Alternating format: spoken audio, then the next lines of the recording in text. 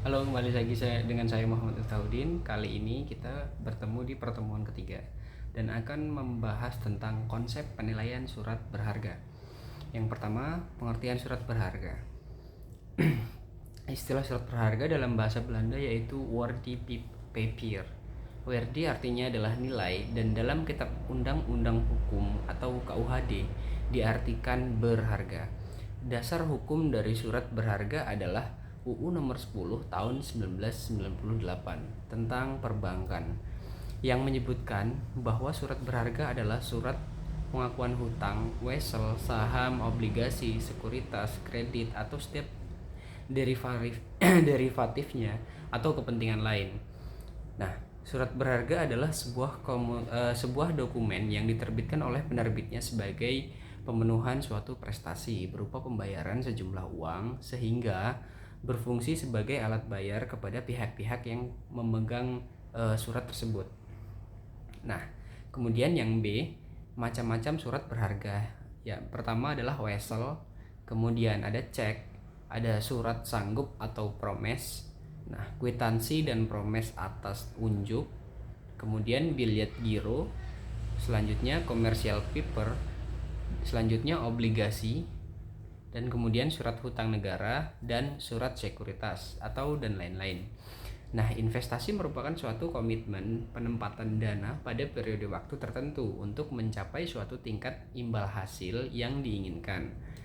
Nah, pengertian obligasi obligasi adalah surat hutang yang dikeluarkan oleh perusahaan atau negara. Obligasi memiliki ciri pembayaran bunga yang bersifat tetap tiap periodenya. Jangka waktu tempo yang bermacam-macam dari 1 tahun, 2 tahun, sampai dengan 10 tahun. Sedangkan obligasi yang memiliki masa jatuh tempo tidak terbatas disebut dengan konsol. Kemudian pengertian saham. Saham merupakan bukti kepemilikan. Dua alasan membeli saham. Nah, ada alasannya kita membeli saham. Pertama, untuk memiliki perusahaan tersebut. Secara tidak langsung kita akan memiliki perusahaan tersebut hanya beberapa persen. Kemudian untuk menanamkan kelebihan modal sementara waktu. Yang selanjutnya, pemegang saham berhak atas dividen jika dividen tersebut dibayarkan. Dividen itu adalah keuntungan setiap periodenya. Nah, selain dividen, pemegang saham akan menerima selisih antara harga beli dengan harga jual yang disebut dengan capital gain atau loss. Nah, saham terdapat dua jenis, yakni saham biasa dan saham preferen.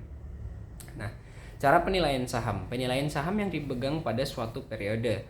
Yang kemudian adalah periode saham yang dipegang selamanya, yaitu pertama modal dividen konstan, yang kedua modal dividen tumbuh dengan tingkat pertumbuhan yang konstan.